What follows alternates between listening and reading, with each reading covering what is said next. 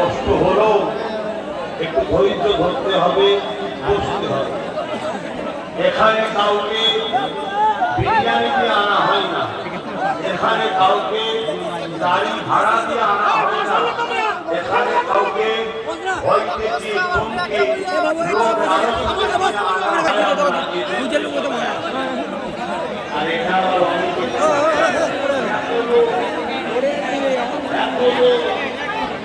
এত খরচ করি লোক আসতে চাই না, আর ওখানে ফিরি ফিরি চলে যাচ্ছে।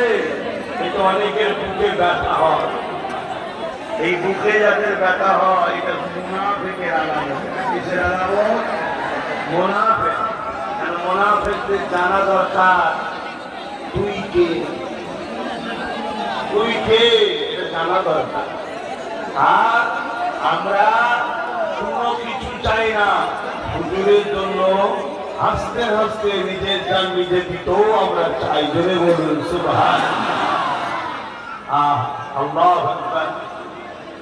আমার নবী পাককে শুধু যে মানুষ ভালোবেসেছে তা নয়, আমার নবী পাককে সমস্ত মখলুকাতরা ভালোবেসেছে। জোরে বলুন সুবহানাল্লাহ। একদিন আবু জেহেল চেনেন তো শয়তানটাকে, এই শয়তান বলল আবু জেহেল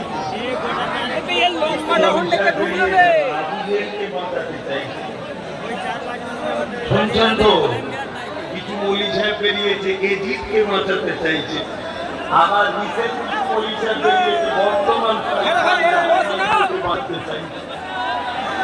এ আখরি জমানা থাকবে। আবু জেহেল একদিন আমার রাসূলের পাক সাল্লাল্লাহু আলাইহি ওয়াসাল্লামকে বিভিন্ন দিক থেকে হারাতে চায়। কত ভূমিকায় যায়নি, ডাইরেক্ট ওয়াদে চলে আসছে।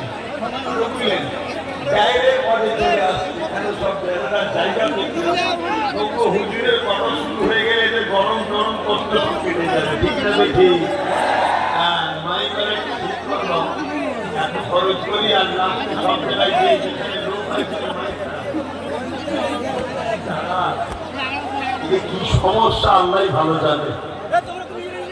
তো ভাই আমার, আবু জেহেল আমার নবীকে অনেক কষ্ট দিয়েছে না দেয়নি? আজও নবী পাক সাল্লাল্লাহু আলাইহি সাল্লামের প্রেমিক যেমন আছে, আবু জেহেলেরও অনুসারী আছে না নাই?